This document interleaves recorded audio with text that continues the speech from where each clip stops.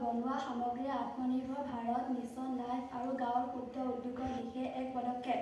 শ্ৰদ্ধাৰ উপস্থিত ৰাইজ সকলোলৈকে মোৰ আন্তৰিক সেৱা নিবেদিলোঁ। আজিৰ এই শুভ ক্ষণত মোৰ নতুন চিন্তাধাৰা আপোনালোকৰ মাজলৈ আগবঢ়ালোঁ।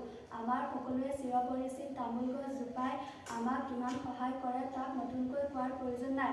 কিন্তু আজি আমি যি চিন্তাধাৰা লৈ আহিছোঁ সেয়া হ'ল সৰা তামোলৰ ঢকুৱাৰ প্লেট আমি প্লাষ্টিক প্লেট ডিছ আদি বৰ্জন কৰিব পাৰোঁ। এই চিন্তাধাৰাই একে সময়তে কেইবাটাও উদ্দেশ্য সাধন কৰিব পাৰে। সেইবোৰ হ'ল প্ৰথমতে আত্মনিৰ্ভৰ ভাৰত দিশে আগবঢ়োৱা স্থানীয় বস্তু ব্যৱহাৰ কৰি প্ৰকৃতিৰ লগত সম্বন্ধ গঢ়া আৰু লগতে স্বাস্থ্যৱান হোৱা। দ্বিতীয়তে মিছন লাইফৰ সপোন পূৰণৰ দিশে এই পদক্ষেপ এটা দৃষ্টান্ত হ'ব। আমি যদি পৰিৱেশ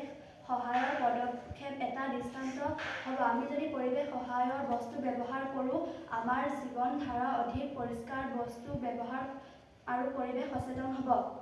তৃতীয়তে গাঁৱৰ মহিলা স্ব-সহায়ক গোটৰ মাধ্যমেৰে ক্ষুদ্ৰ উদ্যোগ গঢ়ি উঠিব। গাঁৱৰ মহিলাসকলে এই কামৰ দ্বাৰা উপাৰ্জন কৰিব পাৰিব। মহিলাসকলে কৰ্ম সংস্থান পাব।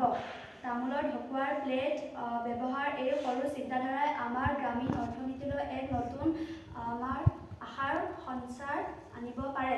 আমি যদি স্থানীয় সম্পদৰ সঠিক ব্যৱহাৰ কৰোঁ, আহক আমি সকলো মিলি এই সপোনক বাস্তৱ ৰূপ দিওঁ। প্ৰতিটো ঘৰে যেন উদ্যোগমুখী হয়, সচেতন হয়, উদ্যমী সমাজ হয়।